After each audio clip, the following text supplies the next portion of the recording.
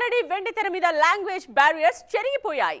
South north అన్న తేడా లేకుండా అన్ని సినిమాలు అన్ని చోట్ల రిలీజ్ అవుతున్నాయి. అందుకే పాన్ ఇండియా కనెక్ట్ ఉండేందుకు సౌత్ సినిమాలను కూడా నార్త్ బ్యాక్ డ్రాప్ లోనే ప్లాన్ చేస్తున్నారు మేకర్స్.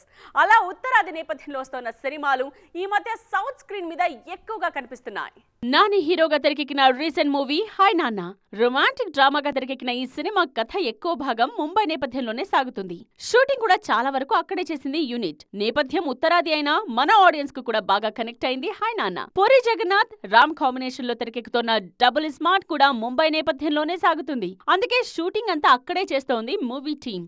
నార్త్ బ్యాక్ డ్రాప్ మాత్రమే కాదు, సంజయ్ దత్ లాంటి నార్త్ ఆర్టిస్టులు కూడా ఈ సినిమాలో చాలా మంది నటిస్తున్నారు. శుక్రవారం ఆడియన్స్ ముందుకొస్తున్న లాల్ సలాం సినిమా కూడా ముంబై నేపథ్యంలోనే తెరకెక్కింది. స్పోర్ట్స్ డ్రామాగా తెరకెక్కిన ఈ సినిమాలో ముంబై డాన్ మొయిద్దీన్ భాయ్ గా కనిపించారు రజనీకాంత్. రెండు వర్గాలకు చెందిన క్రికెటర్ల మధ్య జరిగిన గొడవను భాయ్ ఎలా పరిష్కరించారన్నదే ఈ సినిమా కథ. సౌత్ లో ఫీల్ గుడ్ సినిమాలు తెరకెక్కించిన శేఖర్ కమ్ముల కూడా కథా నేపథ్యాన్ని ముంబైకి మార్చేశారు.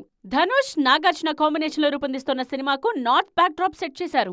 మాఫియా కథ కావటంతో ముంబై బ్యాక్ డ్రాప్ పర్ఫెక్ట్ అని ఫిక్స్ అయ్యారట శేఖర్ కమ్ముల. ఈ సినిమాకు ధారావి అనే టైటిల్ ను పరిశీలిస్తున్నారన్న టాక్ కూడా వినిపిస్తోంది.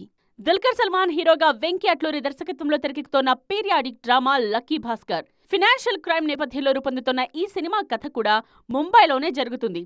ఇలా సౌత్ సినిమాల్లో చాలా వరకు ముంబై నేపథ్యంలో తెరకెక్కుతూ ఉండడంతో మన స్టార్స్ ఎక్కువగా అక్కడే గడిపేస్తున్నారు.